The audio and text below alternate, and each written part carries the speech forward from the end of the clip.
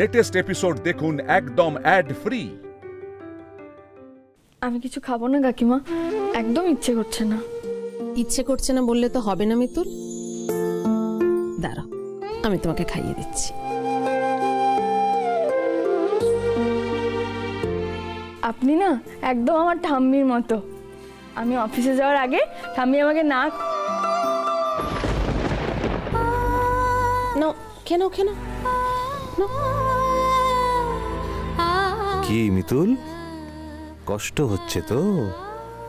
যাও না আজকে অফিসে, আমিও দেখি তুমি কি করে ইন্দ্রকে ফেরাতে পারো। কিছুই তো খেলে না, আরেকটু খেয়ে নাও। না না অর্কদা, আরে শোনো না, বলছি এখন তাহলে অফিসে বেরোই। হ্যাঁ বেরিয়ে পড়ো। তাহলে ব্যাগটা নিয়ে আসছি। অর্ক, তোর খাবারটা নিয়ে আসি। না না আমি পরে খেয়ে নেবো।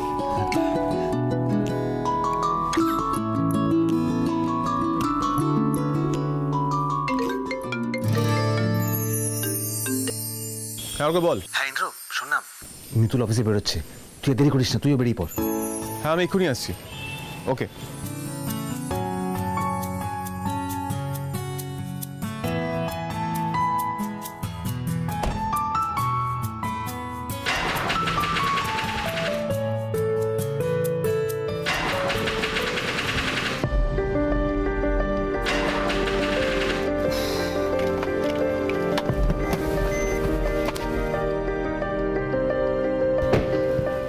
গাড়িটার আবার কি হলো?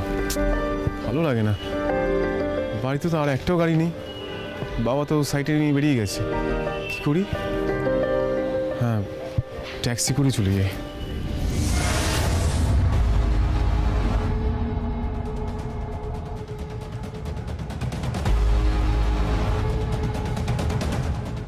কত দূর তুমি?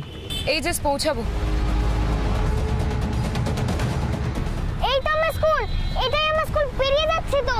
ওহো ড্রাইভার, দাঁড় করো গাড়িটা দাঁড় করো। কোথায় তোমার স্কুল? এই তো রাস্তাটা ক্রস করেই আমার স্কুল। ঠিক আছে নেমে যাও। কিন্তু আমি তো রাস্তা ক্রস করতে পারি না। ওফো, ওই যে ওই লোকটা যাচ্ছে, ও ওনার হাত ধরে রাস্তা ক্রস করে নাও। দাদা এক্সকিউজ মি, ওকে একটু রাস্তাটা পার।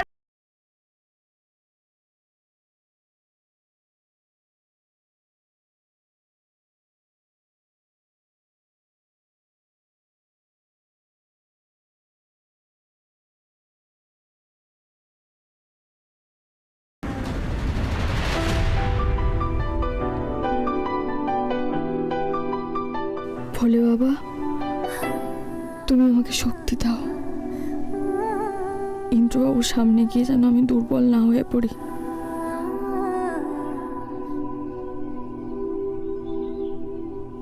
ইন্দ্রবাবু,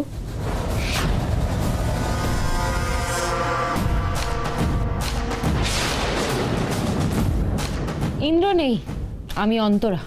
তুমি তুমি ইন্দ্রবাবুর চেহারে? এতে এত অবাক হওয়ার কি আছে মিতুল? আমার স্বামীর চেয়ার, আমি যা ইচ্ছা তাই করব। বরং তুমি বলো, তুমি এখানে কি করছো? তুমি তো বলেছিলে তুমি নাকি ইন্দ্রর সাথে কোনো সম্পর্ক রাখতে চাও না, এই তার নমুনা। তুমি মুখোশ পরো না, সবার সামনে ভালো সাজতে চাও। আসলে তলায় তলায় তুমি আমার সব কিছু। এই মেরো না মেরো না মেরো না।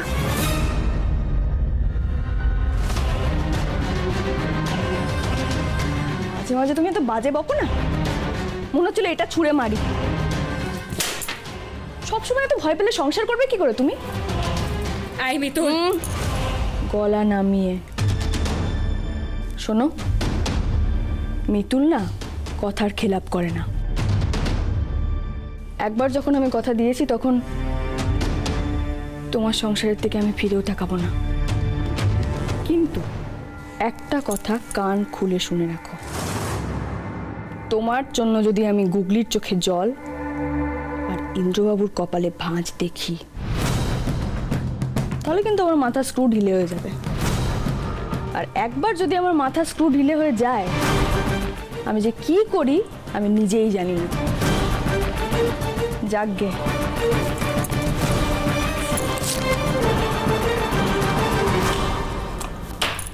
আমার রেজিগনেশন লেটার। ভেবেছিলাম লাহিড়ী ইন্ডাস্ট্রির সঙ্গে যা পাওয়া গন্ডা আছে সব বুঝে নেব, নতুন করে জীবনটা শুরু করতে হবে তো। কিন্তু তোমার মুখ দেখে আর তোমার এই বাঁকা বাঁকা কথা শুনে না সেই ইচ্ছেটাও চলে গেল। চললাম।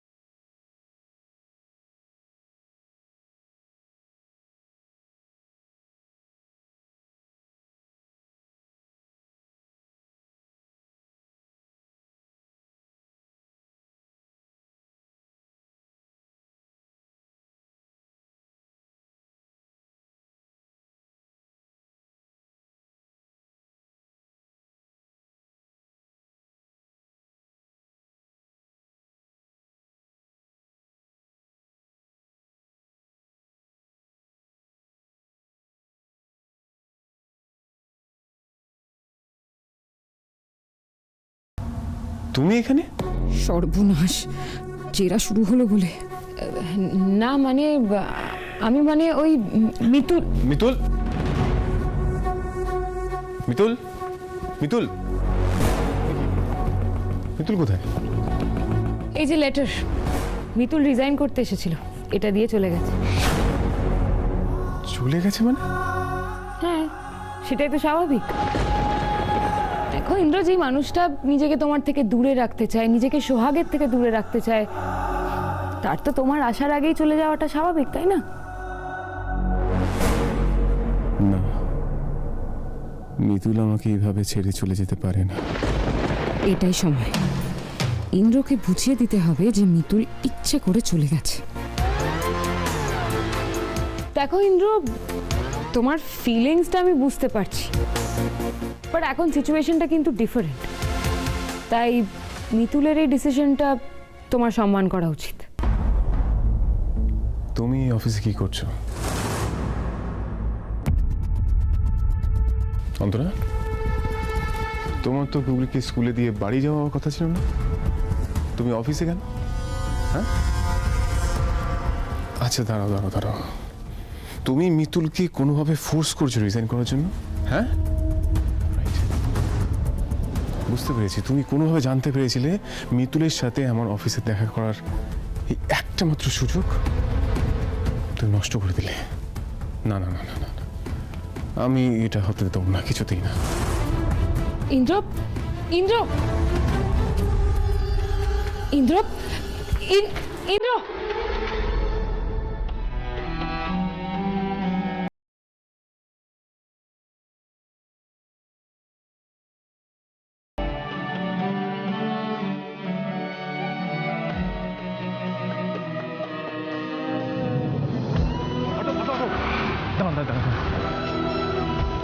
চলো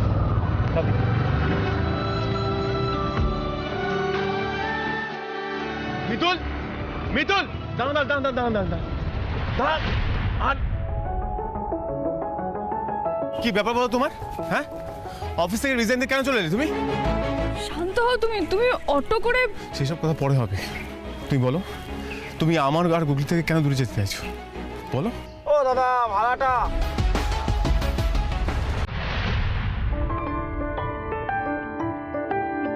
এই নিন। 500 টাকার নোট, 10 টাকা ভাড়া দাদা, 500 টাকার নোট দিচ্ছেন? 10 টাকা।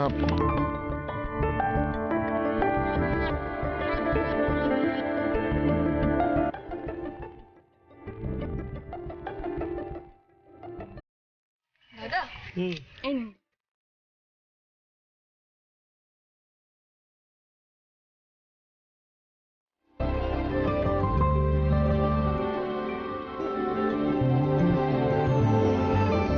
এইভাবে হাসতে হাসতেই বাকি জীবনটা আমার সাথে কাটাতে পারবে না মিতু?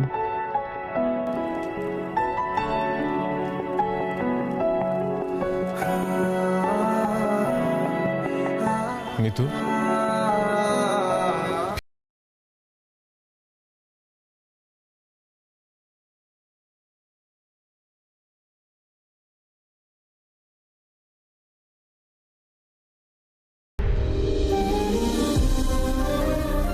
কি করছো রাস্তার মাঝখানে? দরকার পড়লে আমি তোমাকে এইভাবেই আটকাবো।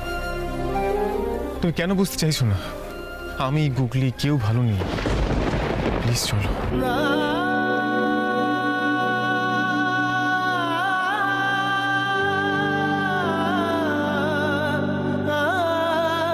আমি তুমি আর গুগলি যাতে ভালো থাকো সেই জন্যই এই সিদ্ধান্তটা নিয়েছি। দয়া করে আমি অনুরোধ করো না ইন্দ্রবাবু। তুমি কেন বুঝতে পারছো না? অন্তরা দিদি গুগলির আসল মা, ওকে জন্ম দিয়েছে। কিন্তু আমি এখন ফিরে গেলে গুগলি অন্তরা দিদিকে দূরে ঠেলে দিতে পারে, যেটা খুব অন্যায় হবে। খুব ভেবেচিন্তে আমি এই সিদ্ধান্তটা নিয়েছি ইন্দ্রবাবু। আচ্ছা, আমি যে কটা মাস তোমার সঙ্গে সংসার করেছি তুমি তো সবসময় আমাকে নিজের মতো করে চলতে দিয়েছো। সবসময় এটাই মনে করেছো যে মিতুল কখনো ভুল সিদ্ধান্ত নিতে পারে না। তুমি এবারও বিশ্বাস রাখো তোমার মিতুল ভুল করছে না ইন্দ্রবাবু। একজন মায়ের থেকে তার সন্তানকে আমি কেড়ে নিতে পারবো না ইন্দ্রবাবু। তুমি আমায় ক্ষমা করো। কিন্তু মিতুল, তুমি আমায় ছেড়ে চলে যাবে?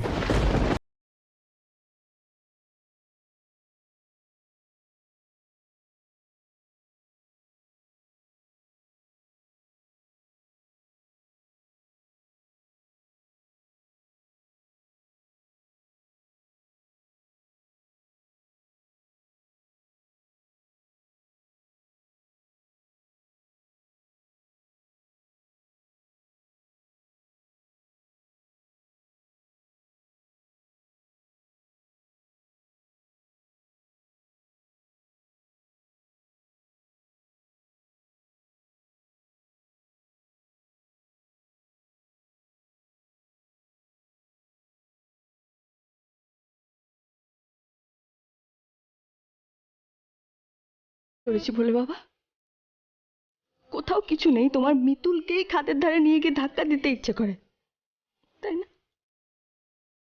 সংসারটা আঁকড়েই তো বাঁচতে চেয়েছিলাম, সেটাও সহ্য হলো না। ভালো মানুষের চোখে জল আনতে খুব মজা লাগে না তোমার?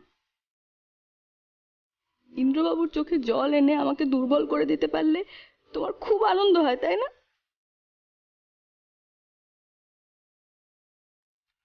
এই যে মামুনি, কোথায় চললে? আমাদের পছন্দ হলো না বুঝি? যেতে দিন আমায়, একদম অসভ্যতা করবেন না। আরে একটু কথা বলতে চাইলেই কি অসভ্যতা করা হয় নাকি? তাহলে অসভ্যতা একবার করেই দেখাবো। হাতটা ছাড়ুন, ছাড়ুন বলছি, ছাড়ুন হাতটা। ওকে ছাড়। কে হবে? আমি ওকে ছাড়তে বললাম। পুরি বাস, তাই নাকি? তুমিও তাহলে চলো আমাদের সাথে। গুরু, আজকে তো একটার সাথে একটা ফ্রি।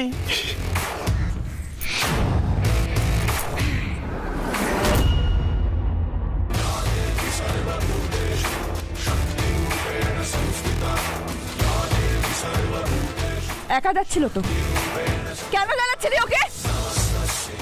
অসহায় দুর্বল মেয়ে পেলে তার গায়ে ঝাঁপিয়ে পড়তে হয় না? সে আর শুকুরের মতো তাকে ছিঁড়ে খেতে ইচ্ছে করে, বল?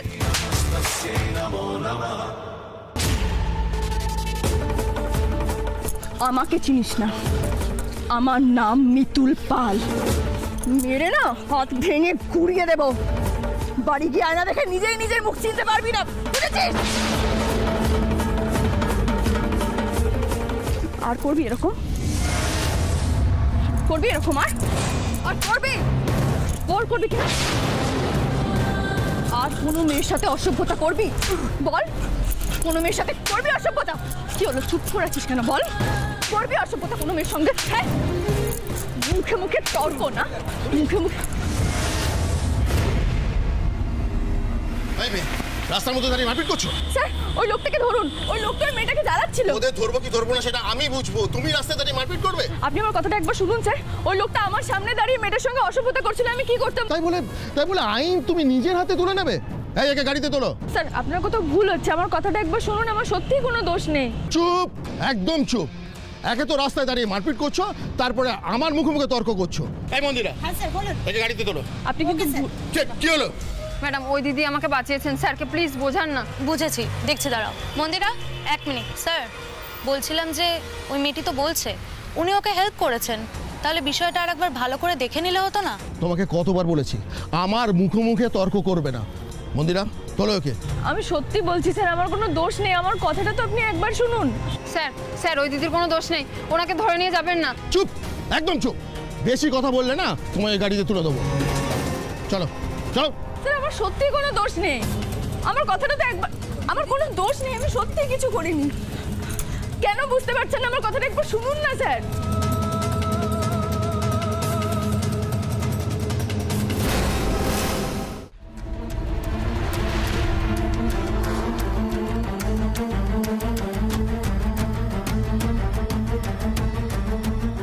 দিদি, আপনার নামটা বলবেন তো, রেজিস্টার করতে হবে। মিতুল পাল।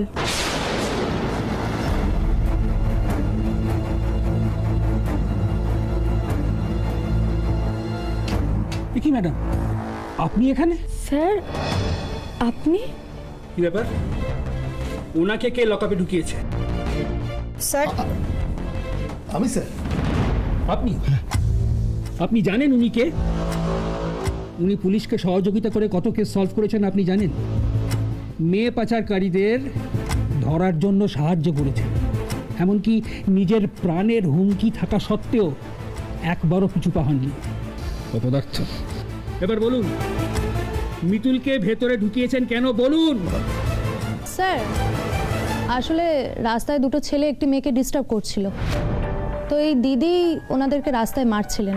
বাহ, আপনি ওই দুজন ছেলেকে না ধরে মিতুলকে লকআপে ঢুকিয়ে দিলেন। নিন নিন, তাড়াতাড়ি ওনাকে ছেড়ে দিন। মন্দিরা স্যার, লকআপটা খোলো, এক্ষুনি খোলো। ঠিক আছে স্যার। এসো, বাইরে এসো। স্যার প্লিজ আপনি আগে বসুন, বসুন। আপনি ঠিক আছেন তো? আমার কি ঠিক থাকার কথা? রিয়েলি সরি ম্যাডাম, সেদিন অন্তরা লাহিড়িকে তো আমি আপনাদের বাড়িতে নিয়ে গেছিলাম। সেখানে গিয়ে সব কিছু শোনার পর আমার সত্যি খুব টেনশন হচ্ছিল আপনার জন্য। আপনি ওই বাড়ি থেকে বেরোনোর সময় আমাকে একটা কথা বলেছিলেন, মনে আছে? কি কথা বলুন তো? আপনি বলেছিলেন না আমি আপনার ছোট বোনের মতো, আমার কোনো অসুবিধা হলে যেন আমি আপনাকে জানাই। আমি কিন্তু সেটা আপনাকে শুধু মুখে বলিনি, বিশ্বাস করুন আমি সত্যিই আপনাকে নিজের বোন মনে করি। কোন দাদা বোনকে আপনি করে বলে শুনি? আজ থেকে আপনি আমাকে তুমি করে বলবেন, আমিও আপনাকে দাদা বলবো। আচ্ছা বেশ, তাই হবে। এবার বলো তো মিতুল, এখন ঠিক তোমার কি অবস্থা?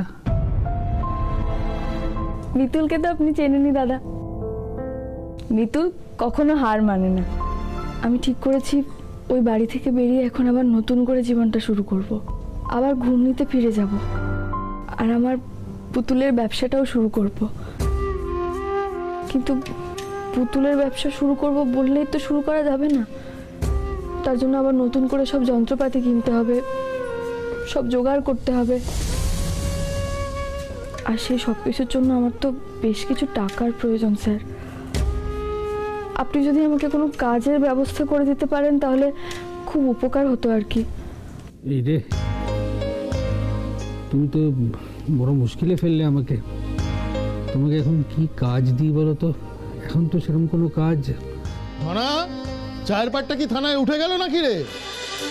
না স্যার, আসলে ও তো দেশের বাড়িতে গেছে, আর এই অন্য দোকানের লোকটা না চাটা ঠিকঠাক সাইড করে দিতে পারছে না। তাহলে এই থানায় চাটা কে বানাবে? আমি বানাবো চা। বাবা, তুমি চা বানাবে মিতুল? হ্যাঁ ম্যাডাম, স্টোভটা কোথায় আছে একটু বলবেন? এসো আমার সঙ্গে।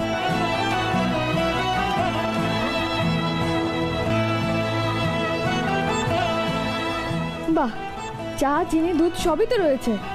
ঠিক আছে, আমি চা বানিয়ে নিচ্ছি, আপনি এখন আসুন।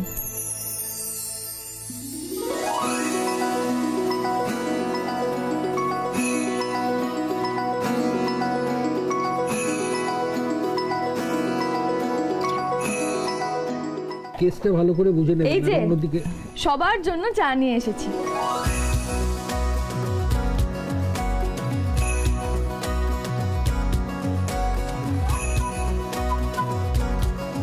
আর ম্যাডাম এই একটা কাপ কার জন্য?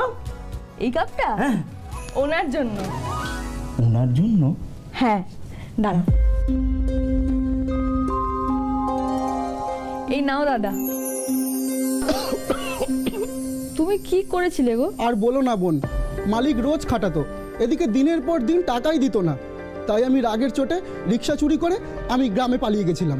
তোমার মুখখানা দেখেই মনে হচ্ছিল তুমি মানুষটা খারাপ নও। শোনো, জেল থেকে বেরিয়ে একদম এরকম কাজ করবে না, কেমন?